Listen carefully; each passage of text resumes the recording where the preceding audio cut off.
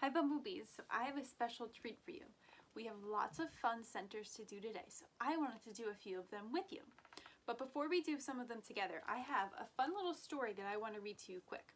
So this is a book that has a bunch of different questions and answers about nature. And we're learning about insects, and there's something really cool in here that I want to read to you. So put your listening ears on. Before we listen, take a look at the picture. What do you notice? What are some things that you see in the illustration? There's lots of stuff going on here. So I see many different insects. So there's a butterfly, we have some bees, a ladybug, and what are they in? This is called a garden. So some of you might have a garden at home, and a garden has different flowers in it. Maybe you grow fruits and vegetables in it. But I want to read this to you because this has some really cool information in it. So put your listening ears on. Why do bees buzz around flowers? Because the bees are hungry. Flowers have things bees need to eat. One is nectar. Nectar is the sweet liquid in flowers that bees use to make honey.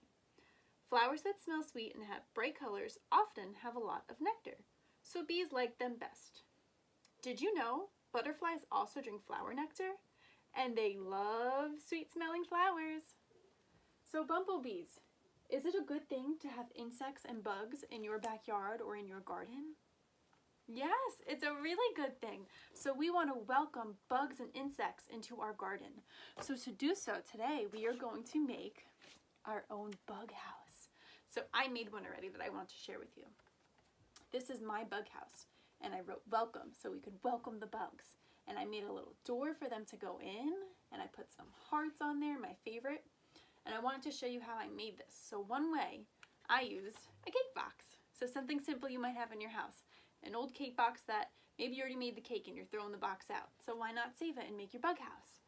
Or you could use an empty water bottle, an old shoe box, cardboard, a cereal box, maybe a paper plates you could glue together, or you could just use construction paper. So another way you can make it is by cutting out some paper, and you could kind of twist it a little. And now, what does this look like? Kind of looks like a toilet paper roll, right? So you could even use a toilet paper roll if you had. But if not, you can make one. And you could tape it on, or you could glue it, and then you could draw on it. You could cut out a door. So let's cut out a door together. You could cut a door out, or you don't even have to because the bugs could fly through right through the top, right?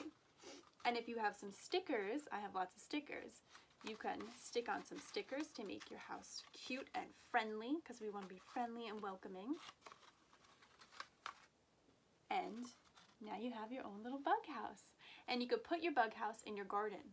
And I would love to see if you make a bug house, and maybe you could show me where you put it to welcome all the bugs and the insects.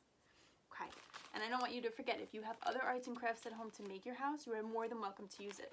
So if you have feathers, or if you have pipe cleaners, buttons, pom-poms, you could create your house however you would like. And you could put your favorite things on there. Another thing you could use to create your bug house is Legos, or if you have Unifix cubes, you could build a house. How fun would that be if you could build a house out of these and put them in your garden? And if you don't have a garden, maybe you have some flowers in the front of your house and you could put your bug house over there. Or if you have a porch, you could welcome them out there. Okay? And I want to show you one other activity that you might do today. So we have a template that you could print out and use if you'd like, but you don't need it at all. We are going to create shape insects. So what are some shapes that you remember, bumblebees? Take a moment and think about it. What are the different shapes that we've learned about? So we've learned about circles, triangles, rectangles, ovals, we know lots of shapes. So we're going to draw or cut out different shapes and create different bugs or insects. So I made mine already, so let's take a look. Over here, I cut out myself an oval to create a bumblebee. Over here, I cut out two triangles and I created a butterfly.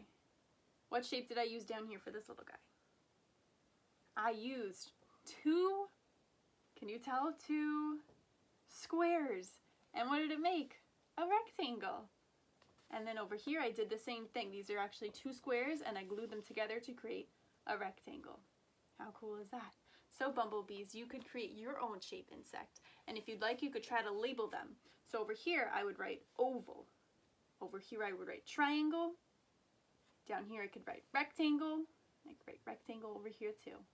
So bumblebees, I can't wait to see yours, and I hope you enjoy this. Have fun!